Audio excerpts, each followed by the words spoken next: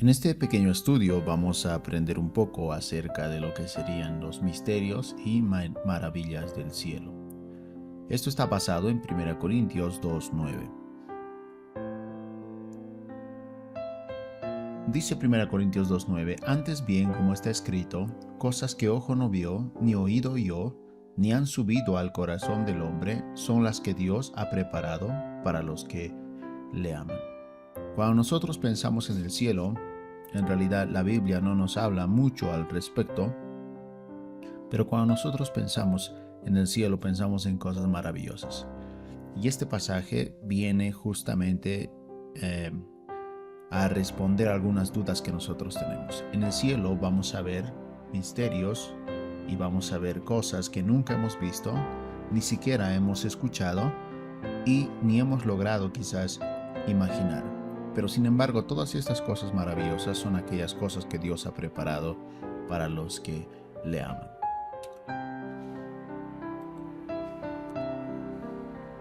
¿Cuáles son entonces los objetivos de este estudio? Primero sería la realidad de la iglesia y el mundo. Vamos a ver un poco acerca de cómo está la iglesia actualmente alrededor del mundo respecto a este tema, ¿no? Y también vamos a demostrar la existencia de una vida más allá de la muerte. Luego, vamos a responder la pregunta, ¿qué es el cielo? ¿Qué maravillas vamos a esperar ver allá?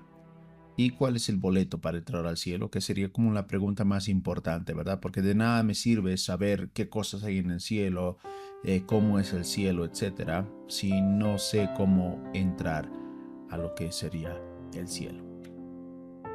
Bien, entonces primero veamos un poco acerca de la realidad de la iglesia y el mundo actualmente respecto a este tema. Un estudio señala que el 59% de los americanos no creen en el cielo y tampoco creen en el infierno. Esto es fácilmente demostrable porque si usted puede ver un montón de entrevistas que hacen, por ejemplo, ya sea de evangelismo o cualquier otro tipo de entrevistas donde se pregunte acerca del tema del cielo y del infierno, la mayoría de las personas van a decir que o son ateos o no creen en estas cosas, ¿no? Que esta vida que pasamos aquí puede ser el cielo o puede ser el infierno, dependiendo de lo que nos haya tocado vivir.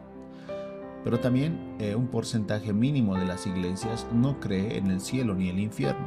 Entonces, como sabemos, en el mundo hay distintos tipos de religiones y no todos los que profesan creer en Dios significa que tienen a la Biblia como su máxima autoridad. Pero sí hay un grupo limitado de iglesias que no creen en el cielo ni en el infierno. También hay movimientos religiosos, por ejemplo, como los Testigos de Jehová, que ellos no creen en el cielo y tampoco en el infierno, ¿no? Porque según la lógica de ellos, ¿cómo un Dios tan amoroso puede enviar a la gente al infierno? También gran parte de la iglesia hace una vida como si este mundo fuera nuestro hogar, ¿no? Entonces vivimos obviamente en cuerpos humanos y pensamos en nuestra situación humana y no nos ponemos a pensar detalladamente a lo que sería nuestra vida más allá después de la muerte. Entonces la Biblia nos insta a eso, dice, hagan sus tesoros en el cielo y no en la tierra donde el ladrón puede hurtar y puede robarles todo lo que ustedes han construido. Aún nuestros sueños de tener una casa propia pueden verse truncados por las equivocaciones de los humanos. Entonces vivimos en este mundo como si esta fuera la única etapa de nuestra vida que tendríamos, ¿no? Solo pensamos en el hoy, pensamos en hacer dinero, pensamos en hacer negocios, etcétera, ¿no? Nos enfocamos tanto en esta vida que nos olvidamos que tenemos una vida que nos espera después de la muerte. Aun cuando Jesús nos dice, busquen primero el reino de Dios, y no dice y olvídense del resto, ¿verdad? Ese no es el pasaje. Entonces, no es esa la intención. Jesús dice, busquen primero el reino de Dios y todas las demás cosas serán añadidas. Entonces, esto es importante. Primero, nosotros debemos buscar el reino de Dios y su justicia. ¿Qué es el reino de Dios? Es dedicarse a las cosas de Dios, dedicarse a las cosas espirituales primero, ¿no? Y luego todas las demás cosas el Señor nos los va a dar como un regalo. Pero no dice la Biblia, olvídense del resto, ¿no? Entonces, somos humanos, necesitamos trabajar. necesitamos dinero, ¿no? Necesitamos que nos vaya bien, necesitamos salud, etcétera. Entonces, pero esas son cosas secundarias. Si nuestra alma, nuestra comunión con Dios no está bien, obviamente nuestra vida no va a estar bien. De nada nos sirve tener dinero. Por eso hay tantos ricos, millonarios, etcétera, que están deprimidos, que viven a base de medicamentos y aún otros que se suicidan, ¿no? Entonces el dinero no es tanto la solución. Lo primero es cómo está nuestra comunión con Dios. Si eso está bien, toda nuestra vida va a empezar a fluir de manera correcta. Entonces, esto nos habla un poco de acerca del orden, ¿no? ¿Cuál sería el orden correcto de cepillarse, por ejemplo, los dientes? Desagasar lo que es el cepillo, poner la pasta dental, cepillarse, etc. No podemos primero poner la pasta dental directamente en los dientes, luego agarrar el cepillo en un orden que no es correcto y empezar a cepillar, ¿no? No podemos hacer eso. O primero enjuagarnos la boca, luego cepillarnos. Todo tiene un orden. Entonces, el orden que Dios ha determinado para el hombre es este: que primero busquemos el reino de Dios y todo lo demás venga por añadidura. Entonces entendemos el significado de hacer algo por orden de prioridad, y esto es lo más importante. Si nosotros no hacemos esto, nos estaríamos engañando a nosotros mismos. A veces pensamos en la vida y decimos, si voy a conseguir esto, voy a estar bien. Si voy a lograr esto, voy a estar bien, voy a ser realmente feliz. Y nos engañamos a nosotros mismos. Cuando conseguimos lo que tanto hemos querido, al final no supone ningún cambio en nuestra vida, porque no era lo que nosotros necesitábamos para ser feliz. En cambio, el que tiene la llave de la felicidad de nuestra vida es Dios. Él es el único que sabe lo que necesitamos. Entonces hay un pasaje en la Biblia que dice, Señor, no me des mucho para que no te niegue, pero tampoco me des poco para que no me aleje de ti. Dame lo justo y dame lo necesario. Entonces el Señor nos dará conforme a cómo nosotros administramos las cosas, pero también nos dará conforme a su voluntad.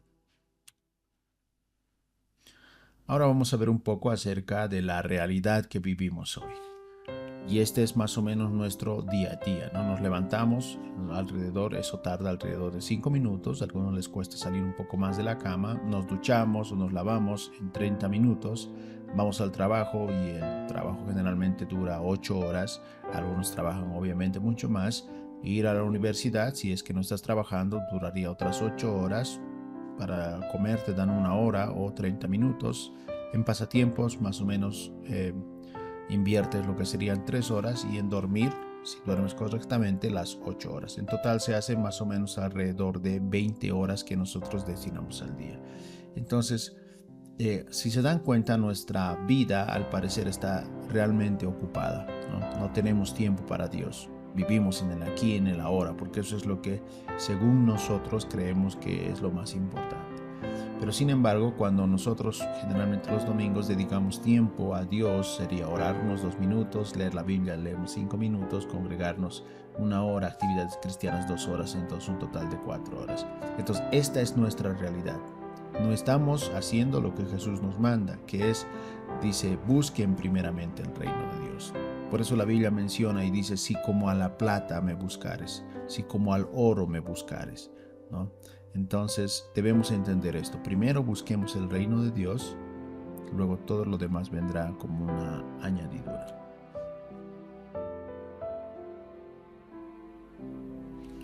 Este es un testimonio interesante que habla acerca de una hermana que ella decía que quería que ore por su hijo, porque su hijo estaba metido en las drogas, etc. Entonces esta hermana se propuso, ¿no?, en su corazón y dijo, vamos a hacer como una oración y no voy a dejar de orar hasta que mi hijo caiga rendido a los pies de Cristo. Entonces la hermana se puso a orar por su hijo día y noche, hasta que al final el Señor contestó su oración y su hijo llegó, ¿no? Dice que un día llegó a la iglesia, estaba en la puerta y no lo podía creer, ¿no?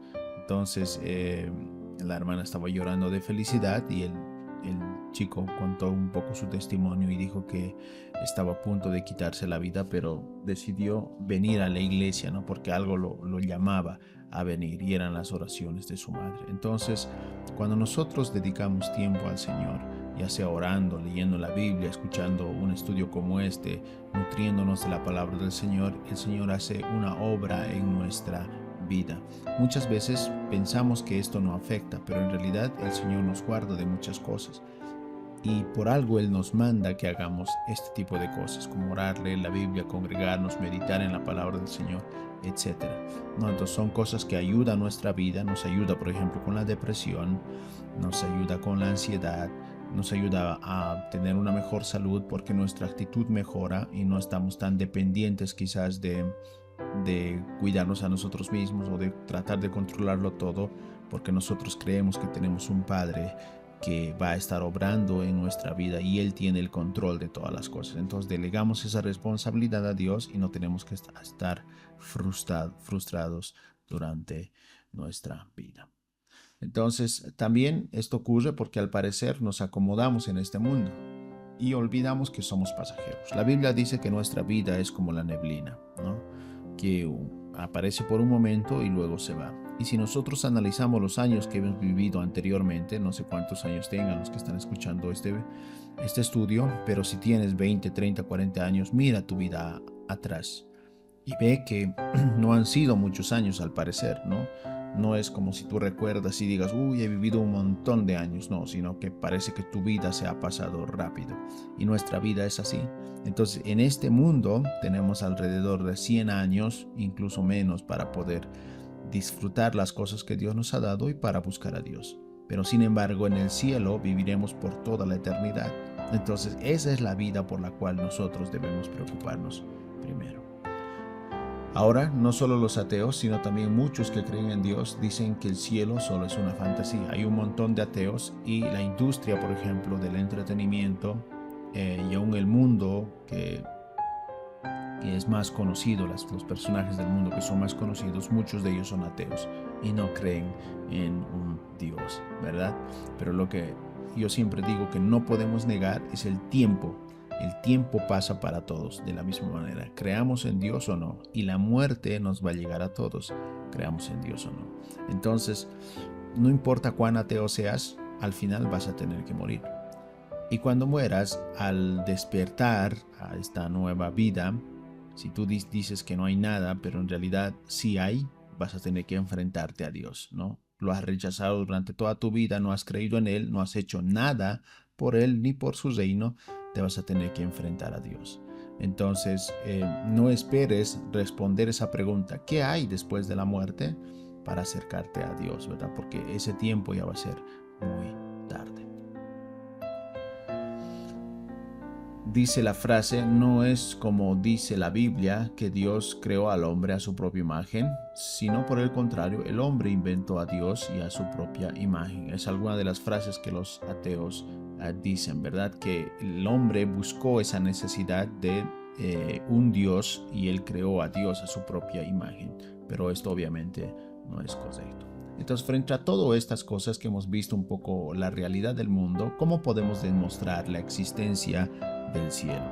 Bien, aquí nosotros no podemos hacer una prueba como científica, ¿no? No podemos hacer una prueba controlada. Es decir, si tú deseas saber que, por ejemplo, la zanahoria flota o no flota, tú vas a la cocina, agarras un bote de agua, pones una zanahoria y en base a eso haces tus experimentos, ¿no? Zanahorias pequeñas de diferentes tamaños, de diferentes colores, etcétera, y vas anotando cuáles flotan y cuáles no flotan, si es el agua dulce, es agua salada, etcétera. ¿No? Entonces, ese es un experimento controlado. Nosotros no podemos aplicar eso y no se puede aplicar, por ejemplo, este experimento a todas las verdades que nosotros queremos demostrar. Por ejemplo, si nosotros queremos demostrar la existencia de Sócrates, no podemos ir a nuestra cocina y revivir a Sócrates o hacer un experimento como los que he descrito para poder demostrar la existencia de Sócrates, sino nos vamos a otro tipo de evidencia con el cual sí nosotros podemos demostrar que existe o ha existido alguien que se llame o es el Sócrates que nosotros conocemos. Entonces, frente a todo esto, ¿cómo demostramos la existencia del cielo? Bueno, hay muchas maneras. Ahora, las personas generalmente están un poco más abiertas al escuchar la Biblia, tanto por la pandemia que hemos pasado, pero también por los desastres naturales, por los atentados, por los terremotos, etc. Cuando ocurre una tragedia en el mundo, la gente está más abierta realmente a escuchar a Dios o leer su Biblia, ¿verdad? Porque está un poco más asustada o ya teme que el momento de su fin llegue pronto, y la situación del mundo actualmente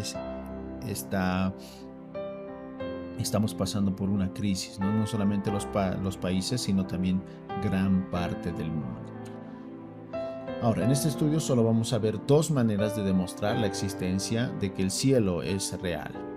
No vamos a abordar mucho en esto. Primero sería la evidencia de la investigación. Si tú quieres demostrar que algo es verdad o no, debes hacer una investigación, ¿no?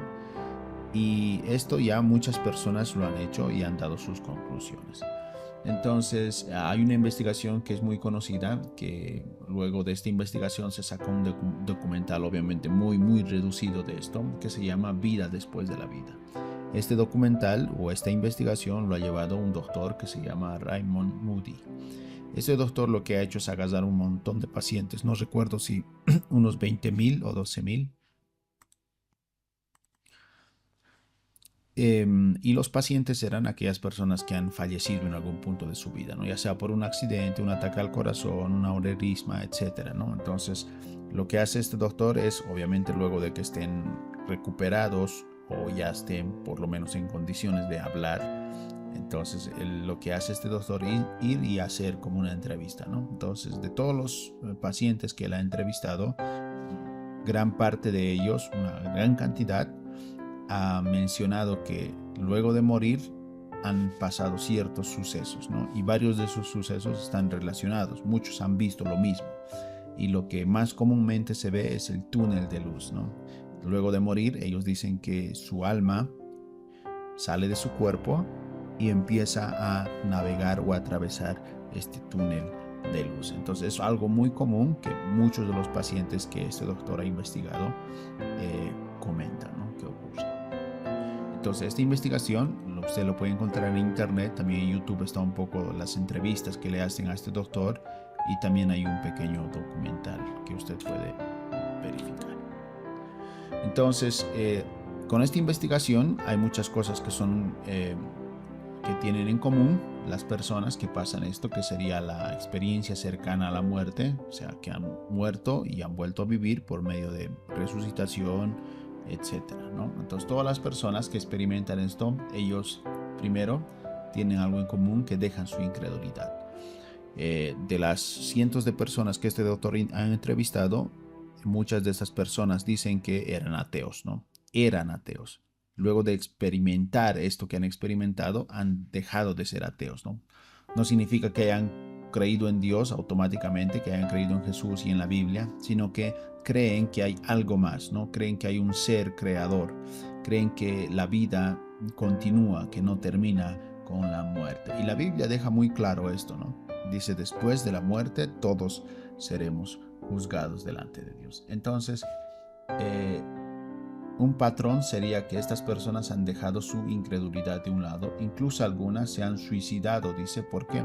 Porque cuando estas personas han experimentado esa sensación de salir de su cuerpo, han visto la luz, muchas de ellas cuentan que esa luz, o sea, emana amor. Esa luz atraviesa, dice, cada célula de su cuerpo, y esa luz, aunque es tan brillante, no lastima los ojos, ¿no? Entonces, esa luz, o sea, es algo indescriptible, no es algo que tú hayas podido ver en una película, o incluso se diferencia mucho de lo que es el sol, porque es una luz que te hace sentir, dice, en paz, ¿no? No sientes dolor, no sientes temor, pero sí puedes sentir mucho amor. Y automáticamente tu alma, tu mente sabe que esa luz emana solamente de Dios.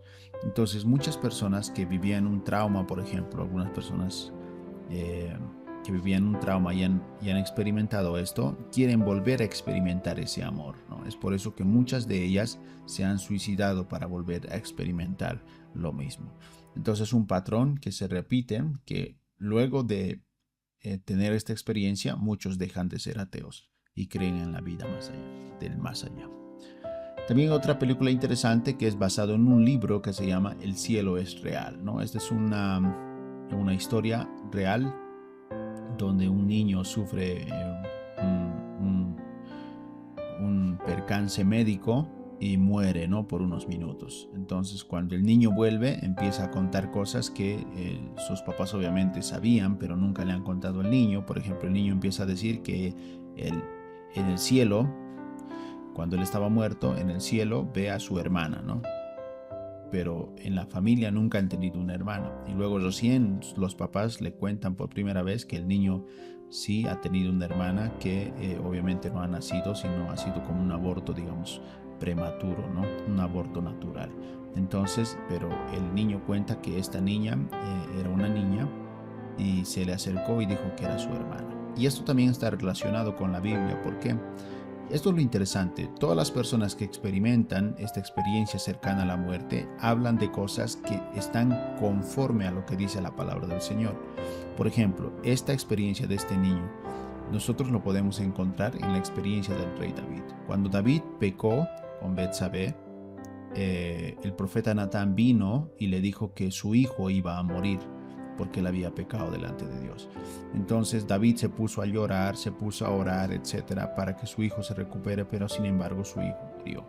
Cuando su hijo murió, David estaba totalmente triste, totalmente destrozado, pero cuando su hijo murió, él dijo, mi hijo no va a poder volver, pero yo voy a ir donde él está. Y esto también tiene que ver con las palabras del Señor Jesús, que Jesús dice, dejad que los niños vengan a mí, porque de ellos es el reino de los cielos. Entonces David sabía que su hijo seguía viviendo porque él dijo, yo voy donde él. Y Jesús también lo afirmó porque dijo, dejad que los niños vengan a mí. Entonces son cosas interesantes y demuestran que hay algo más, ¿no? Y el niño contó muchas otras cosas. Por ejemplo, cuando el niño estaba muerto en el hospital, estaban practicando la resucitación los doctores. El niño vio a su papá que estaba en la iglesia reclamándole a Dios, ¿no? Entonces eso era algo, pues, algo imposible. Tú no puedes ver lo que otra persona hace en otro país o no puedes ver lo que otra persona hace en diferentes habitaciones o casas o lugares, etcétera, en especial si estás muerto, ¿no? Pero el niño dice que vio todo esto. Entonces vean la película, es una película muy interesante, va a ayudar a que su fe pueda ser más fuerte y también pueden enviárselo a esta película a aquellas personas quizás que están deprimidas o aquellas personas que están enfrentando una enfermedad que es incurable, etcétera. Les va a dar mucha esperanza. El cielo es real. Entonces, esa sería como la primera parte de lo que nosotros podemos demostrar que el cielo realmente existe, ¿no? Que son las evidencias, los estudios que muchos doctores han hecho, no solamente Moody, sino otros doctores también, incluso neurólogos que no creían en el cielo han experimentado todo esto y ellos son defensores fervientes de lo que sería la vida después de la muerte. También, como segundo punto, nosotros podemos demostrar que la vida realmente continúa después de la muerte por la vida y las palabras de Jesús. Para muchos, Jesús ha sido un personaje que nunca ha existido en la historia, pero no es el tema de este video. Pero hay evidencia, como podemos decir, abrumadora, evidencia arrolladora de que realmente Jesús ha existido. No podemos hacer otro video al respecto, pero realmente Jesús ha sido un personaje real, histórico. Se puede demostrar la evidencia de Jesús, de que Jesús ha existido, aún más que la de personajes históricos como Platón, Aristóteles, etc. ¿No? Entonces, y vamos a usar su vida para demostrar lo que sería la vida después de la muerte. Primero, Jesús es la máxima prueba de que el cielo es real. Él lo dijo muchas veces. Jesús dijo, voy a preparar un lugar para vosotros, ¿no? Entonces, él mencionó, dijo, voy a la casa de mi Padre. Entonces, él habló gran parte de lo que estaba, del tiempo que vivió aquí, habló de lo que es el cielo, de las maravillas que existen allá.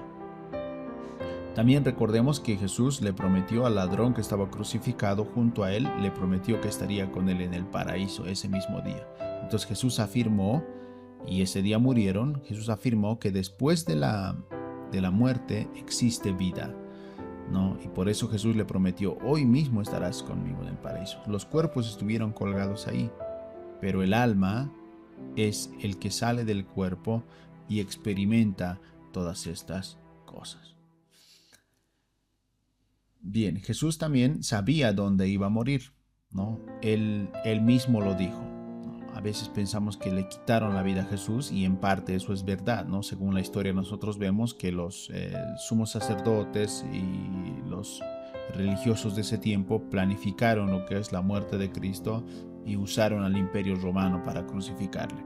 Pero Jesús lo dijo muchas veces: nadie me quita mi vida, sino yo la entrego por mí mismo. Jesús vino con un propósito, el cual es perdonar, redimir al mundo de sus pecados, ¿no? Para cualquier persona que crea en Él y lo acepte. Entonces Jesús lo hizo de esa manera. Ahora nosotros podemos preguntarnos: ¿dónde vas a morir? Si es una elección que Dios te daría, ¿dónde elegirías morir? ¿Quiénes serán tus asesinos? Muchos de los que quizás estamos aquí vamos a morir de una manera pacífica. Otros vamos a morir de una manera quizás que nosotros no quisiéramos, ¿verdad? Pero si pudieras elegir estas dos cuestiones, ¿dónde vas a morir y quiénes serán tus asesinos? ¿Qué elegirías? Entonces, 3 días de que pasada la muerte de Jesús, el Señor venció la muerte, es decir, resucitó, ¿no? Los soldados que cuidaban la tumba de Jesús, ellos al ver el ángel que vino a remover la piedra, al ver que Jesús salió de la tumba, se espantaron mucho y fueron corriendo donde los sacerdotes para comunicar que Jesús había resucitado. Entonces, este es el único caso documentado en la humanidad donde un hombre resucita por sí mismo, ¿no? Por sí mismo, después de 3 días. Es decir, vence lo que es la muerte. Si ha habido casos de personas que resucitan, sí, o que resucitan y vuelven a morir. Incluso en la Biblia hay ejemplos donde, por ejemplo, Lázaro es uno de los que Jesús resucita, pero Lázaro no resucita por sí mismo, sino es que Jesús le manda a salir, ¿no? Jesús le resucita. Entonces, esto nos da una evidencia de que el Señor Jesús tiene potestad sobre la muerte. Él es el único que ha vencido a este último enemigo que nosotros tenemos, que es la muerte. Y cuando Jesús nos promete darnos vida, entonces no son promesas vacías, sino son promesas que tienen mucho peso, porque como el Señor venció a la muerte y Él tiene la vida eterna y Él mismo lo demostró, entonces puede hacernos esa promesa. También Jesús profetizó que las cosas pasarían, o qué cosas pasarían después y qué cosas pasarán cerca del fin del mundo. En ese tiempo existía el templo de Herodes, que era el segundo templo construido en Jerusalén, y los discípulos le mostraron a Jesús el templo y le dijeron: mira, Señor, estas construcciones, todo lo demás. Y Jesús les dijo: no quedará piedra sobre piedra de este templo. Y es una profecía que en ese tiempo no se había cumplido. Y decían: ¿cómo van a destruir nuestro templo? Es imposible que destruyan nuestro templo, etc. Pero unos años después de la muerte de Jesús, destruyeron este templo y no quedó piedra sobre piedra. Solo quedó el muro que sostenía el templo, que ahora nosotros podemos ver que los judíos oran ahí a Dios en ese muro, pero no quedó nada del templo de Herodes. Bien, hasta aquí entonces hemos dado algunas evidencias, tanto bíblicas como otras que no son bíblicas, para demostrar la existencia de lo que sería el cielo. Ahora vamos a responder la pregunta: ¿qué es el cielo? El cielo, en resumen podemos decir, es el hogar de Dios. San Juan 14:2 nos dice: en la casa de mi Padre muchas moradas hay. Si así no fuera, yo os lo hubiera dicho. Voy pues a preparar lugar para vosotros. Entonces, en la casa del Padre, que es el cielo, hay muchas moradas. Y el Señor fue a preparar un lugar para nosotros allí. Entonces, el cielo, podemos decir, es el hogar de nuestro Dios. ¿Dónde está el cielo? Pablo dice que Dios está en el tercer cielo. ¿O dónde está Dios, no? Que Pablo dice que está en el tercer cielo. Esto está en 2 Corintios 2:12, ¿no? Conozco a un hombre en Cristo que hace 14 años, y en el cuerpo no lo sé, fuera del cuerpo no lo sé, Dios lo sabe, fue arrebatado hasta el tercer cielo. Entonces Pablo menciona esto porque esta también es como una experiencia cercana a la muerte, ¿no? Dice Pablo, yo fui arrebatado, pero no sé si en el cuerpo o no sé si en el alma, pero fui arrebatado hasta el tercer cielo. Entonces posiblemente Pablo experimentó lo que es una experiencia cercana a la muerte, como lo experimentan muchas personas hoy en día. Pero él dice hasta el tercer cielo. Entonces la Biblia habla de esta referencia que sería primero, segundo y tercer cielo. Otra pista de la ubicación de dónde está el cielo o en qué ubicación del espacio sería Isaías 14:13. Dice, tú que decías en tu corazón, subiré al cielo, en lo alto, junto a las estrellas de Dios, levantaré mi trono, en el monte del testimonio me sentaré a los lados del norte. Entonces, este es Lucifer cuando aún era un ángel, hablando en contra de Dios. Él decía en su corazón que quería ser igual a Dios. Por eso dice, levantaré mi trono, en el monte del testimonio me sentaré a los lados del norte. Entonces posiblemente el cielo esté a los lados del norte.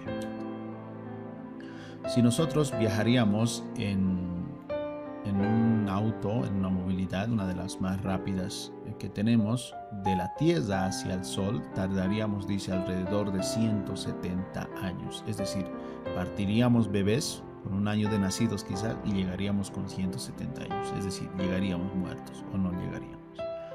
Entonces, para nosotros viajar desde la Tierra hasta el Sol, que nosotros podemos ver el Sol, no necesitamos 170 años. Entonces, ¿cuánto tiempo nosotros necesitamos para llegar de la Tierra hasta el cielo? Que el cielo ni lo podemos ver, ¿no? Los astros, por ejemplo, las estrellas, todo eso estarían en el segundo cielo. Entonces, el tercer cielo estaría mucho, mucho más allá. Para eso necesitamos unos cuerpos diferentes que puedan soportar las velocidades a las cuales nosotros vamos a viajar al cielo. Y esto también la NASA lo sabe muy bien. Cuando un astronauta sale al espacio, no puede salir con su cuerpo, sino tiene que llevar un traje que cuesta alrededor, no sé si $20,000, $30,000, para que proteja su cuerpo de las condiciones del espacio exterior. Entonces, si un astronauta debe cubrirse tanto para salir a caminar al espacio, ¿cuánto más nuestro cuerpo debe ser transformado para hacer estos viajes al cielo? Porque no tiene sentido que viajemos 170 años o 200 años al cielo. Debemos viajar a más de la velocidad de la luz. Y es interesante porque la Biblia también dice, Dios es luz y no hay ningunas tinieblas en él. Si Dios ha creado todo, él puede manipular todo conforme a lo que él así lo decida. Esto tiene que ver también con Tesalonicenses. Tesalonicenses dice que cuando ocurre el rapto de la iglesia, cuando el Señor Jesús venga, nuestro cuerpo va a ser transformado. Vamos a dejar atrás este cuerpo que se enferma, este cuerpo que sufre, este cuerpo que llora, y el Señor nos va a dar cuerpos que son cuerpos celestiales. También Jesús lo dijo muy claro, dijo, ustedes serán como los ángeles, ¿no? Y los ángeles son seres de luz que pueden viajar a la velocidad de la luz y demás. Entonces, ¿qué maravillas nosotros esperamos encontrar allá en el cielo? El apóstol Pablo dice que el cielo es un paraíso. Eso está en 2 Corintios 12, del 2 al 4. Dice el pasaje, conozco a un hombre en Cristo que hace 14 años, y en el cuerpo no lo sé, fuera del cuerpo no lo sé, Dios lo sabe, fue arrebatado hasta el tercer cielo. Conozco a tal hombre que fue arrebatado al paraíso, donde oyó palabras inefables que no le es dado al hombre expresar. Fue arrebatado al paraíso. Entonces, el cielo realmente es un paraíso. Cuando nosotros nos imaginamos el jardín del Edén, nos imaginamos un lugar hermoso, un lugar lleno de paz, un lugar lleno de vegetación, un lugar lleno de agua, un lugar donde los animales no te hacen daño y tú no les haces daño a los animales, un lugar donde el tiempo se paraliza, un lugar donde puedes disfrutar todas las cosas más maravillosas de la vida. En la tierra tenemos lugares muy hermosos, tenemos lugares maravillosos, pero son lugares terrenales. Son lugares que no se comparan a lo que es el cielo. Si en la tierra tenemos lugares tan bellos, imagínense en el cielo. Van a ser 1,000,000 de veces mejor que esos lugares. El cielo es un paraíso, según el apóstol Pablo. Jesús dice que en el cielo hay muchas moradas. Esto está en Juan 14:2. Él dice, voy pues a preparar un lugar para vosotros. En la casa de mi Padre hay muchas moradas. Entonces, el cielo es un lugar maravilloso, donde nosotros vamos a convivir como hermanos, porque va a haber muchas moradas. Morada significa un lugar para vivir, ¿no? Un lugar para vivir, para estar. Entonces, vamos a poder visitar todas las maravillas del cielo. El cielo es un lugar inmenso. Recuerden que el espacio se expande cada vez más. Entonces, el cielo es un lugar inmenso donde vamos a poder juntarnos quizás como amigos, como hermanos, con familiares para poder ir a visitar los distintos lugares. Y esto va a ser una experiencia increíble. ¿Por qué? Porque el tiempo no va a existir. Es decir, no vamos a estar preocupados tanto por el trabajo, no vamos a estar preocupados por el dinero, no vamos a estar preocupados por si me voy a enfermar o no, o mis papás se van a enfermar, o mis hijos se van a enfermar, etcétera, sino que vas a vivir como una vacación, pero va a ser eterna. Las cosas en el cielo son eternas, justo lo que mencionábamos antes. Esto está en Mateo 6 del 19 al 20. Dice Mateo, no os hagáis tesoros en la tierra, donde la polilla y el orín corrompen, y donde ladrones minan y hurtan, sino haceos tesoros en el cielo, donde ni la polilla ni el orín corrompen, y donde ladrones no minan ni hurtan. Entonces, las cosas en el cielo son eternas, duran para siempre. Y también aquí nos da cosas interesantes. Dice que las cosas no se van a corromper ni se van a destrozar quizás. Y tampoco va a haber ladrones, ¿no?, que van a robar, porque los ladrones no pueden entrar al cielo. El pecado no va a entrar al cielo. Por eso es tan importante aceptar al Señor Jesús en nuestro corazón, ya que Él nos limpia, su sangre nos limpia de todo pecado. Entonces no vas a estar preocupado por si te van a robar tu casa, si te van a asaltar en la calle, si te van a asesinar, etc. Entonces vas a vivir eternamente en el cielo, donde las cosas, aunque tengas, van a ser eternas.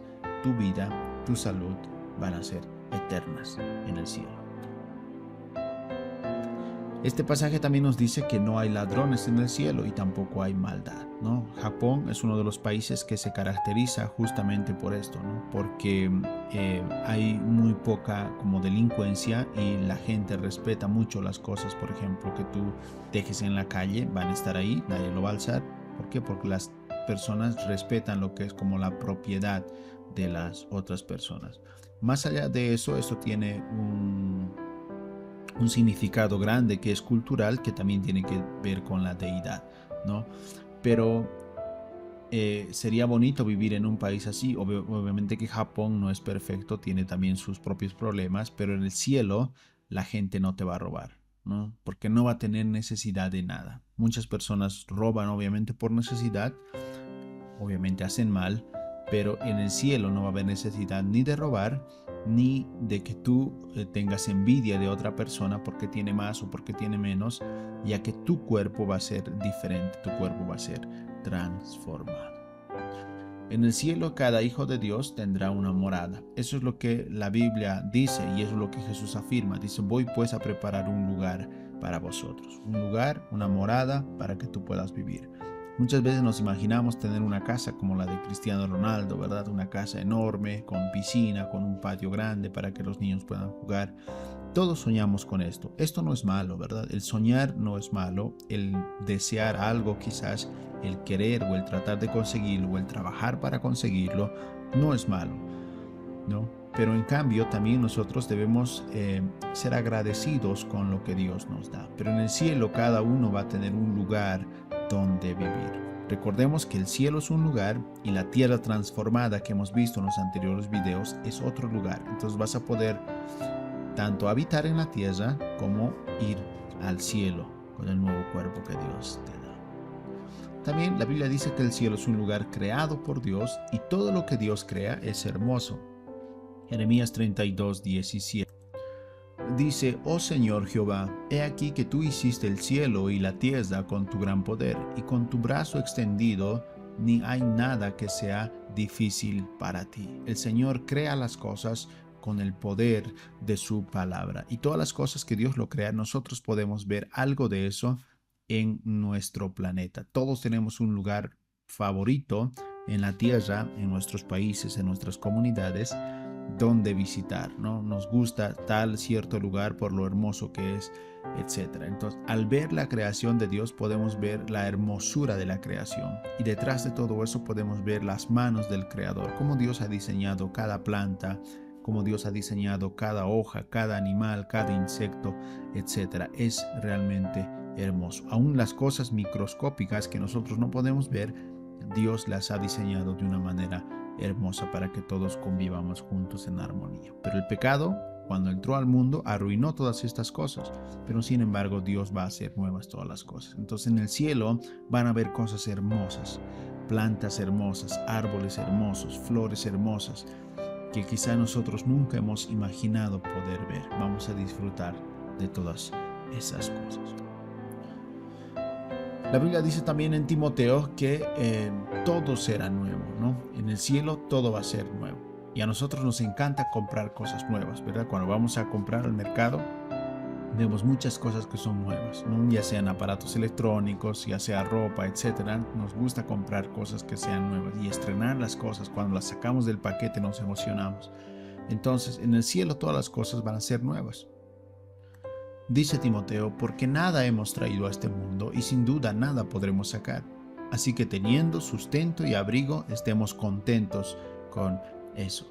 Entonces, muchas veces nosotros apreciamos más las cosas de esta vida terrenal, de esta vida carnal, que las cosas que el Señor ha preparado para nosotros. Entonces, Timoteo nos aclara esto, o la epístola a Timoteo nos aclara esto y dice, nada hemos traído a este mundo. Hemos llegado sin nada. Y sin duda nada podremos sacar. Hay personas ricas que se entierran con sus riquezas, ¿no? ya sea con sus autos, ya sea con su dinero, ya sea con las llaves de su casa, etcétera, pero nada pueden llevar al más allá.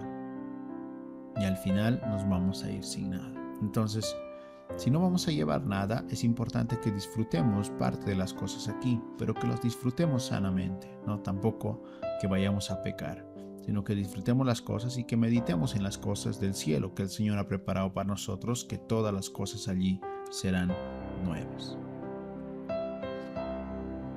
También la Biblia nos habla y dice que tendremos un cuerpo nuevo, seremos semejantes a Cristo. En San Juan 3, 2 al 3 habla de esto. Dice, amados, ahora somos hijos de Dios y aún no se ha manifestado lo que hemos de ser. Aún estamos esperando esa manifestación.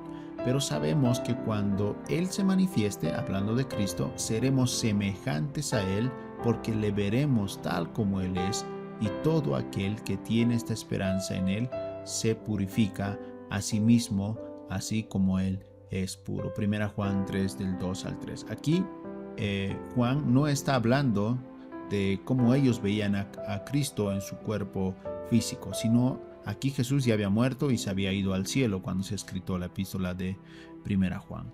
Pero entonces lo que Juan está tratando de decir es que nosotros vamos a ver al Señor glorificado, ¿no? Nosotros vamos a ver al Señor como Él ha sido después de que ha resucitado. Y de esta manera también dice que nosotros seremos semejantes a Él. Y esto tiene que ver con las palabras de Jesús que dice, ustedes no se van a casar ni se van a dar en casamiento. Es decir, las personas que van a entrar al cielo no se van a casar porque van a ser como los ángeles. Entonces van a tener las propiedades que tiene un ángel, ¿no? Un ángel puede hacer muchas cosas, que no es el tema obviamente de este estudio, pero si usted lee la Biblia, hay cosas que un ángel puede hacer que un humano no. Entonces vamos a poder hacer también distintas cosas como viajar a grandes velocidades, etc. También la Biblia nos habla acerca del cielo y nos dice que no habrá llanto, ni dolor, ni muerte. Y esto es maravilloso. Nosotros tenemos miedo a lo que es la muerte, ¿no? Aunque muchos dicen, no, yo no tengo miedo a la muerte, pero todos le tienen miedo a la muerte. Cuando ese tiempo llegue, vamos a estar aterrados, ¿no? Pero los que tenemos nuestra confianza en Jesús, vamos a estar felices, porque ya faltan unas horas. Ya faltan unos minutos, ya faltan unos días para que podamos ver a nuestro Señor Jesús y disfrutar de todas esas cosas. Por eso decimos, Señor Jesús, ven. Pero mientras Jesús viene o mientras ese tiempo no llega, nosotros debemos dedicar a compartir con las demás personas. Compartir con estas personas que no conocen al Señor, nunca han escuchado estas noticias, nunca han escuchado el Evangelio. Debemos compartir primero la mala noticia, que es todos somos pecadores. Luego la buena noticia, que el Señor Jesús nos quiere salvar, nos puede limpiar de nuestros pecados. También la Biblia menciona y dice que no habrá sol ni luna, Apocalipsis 21-23, y esto obviamente es algo lógico, ¿no? Porque no va a haber sol, no va a haber luna, ya que el sol y la luna pertenecen a lo que es el planeta Tierra. Pero también en el futuro, la Tierra ya no va a contar con estos dos elementos, ni el sol ni la luna, porque la luz de Dios va a iluminar todo. Tampoco habrá matrimonios en el cielo. Mateo 20:30. A Jesús le hacen esta pregunta y le dicen, hay un hombre que se ha casado con una mujer y luego esta mujer ha fallecido, ¿no? Y él se ha vuelto a casar con otra y luego esta mujer ha vuelto a fallecer y se ha casado con otra. Entonces ha tenido como 3 esposas. Si tú dices, porque las personas que le preguntan esa duda a Jesús, ellos no creían en la resurrección y no creían, obviamente, que había una vida en el más allá. Entonces le dicen, en la resurrección, ¿quién va a ser su esposa? Ya que ha tenido 3, no se va a quedar con las 3. Y ahí Jesús les dice, ustedes ignoran totalmente la Biblia o ignoran totalmente la palabra, porque en el cielo nadie se dará en casamiento, es decir, no habrá matrimonios, porque seremos como los ángeles. Entonces los ángeles son seres que no necesitan casarse, no tienen esa necesidad, tampoco piensan en casarse, aunque algunos ángeles caídos sí, ¿no? Tomaron para sí mujeres y se acostaron con ellas, tomando forma humana, obviamente los ángeles, y de esos nacieron los Nefilim, ¿no? Los que son los gigantes, etc.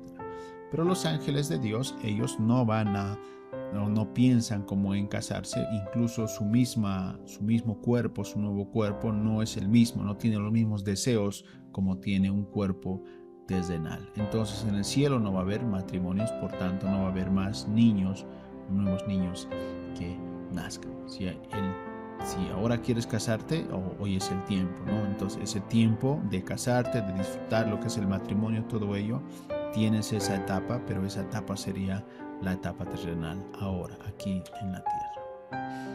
También la Biblia dice que el mar dejará de existir, pero habrá un río enorme. En Apocalipsis 21:1 nos habla esto, y está hablando obviamente respecto a la tierra, ¿no? Pero también en el cielo vamos a disfrutar de todo esto, porque hay un río que sale del trono de Dios. Entonces no vamos a tener mar, pero sí un río enorme donde vas a poder disfrutar del agua. Y el agua es un elemento raro, es un elemento interesante, es un elemento que es finito, pero Dios tiene el poder para crear el agua. Entonces va a ser, dice, tan cristalino como un cristal, ¿verdad? Va a ser tan transparente como un cristal.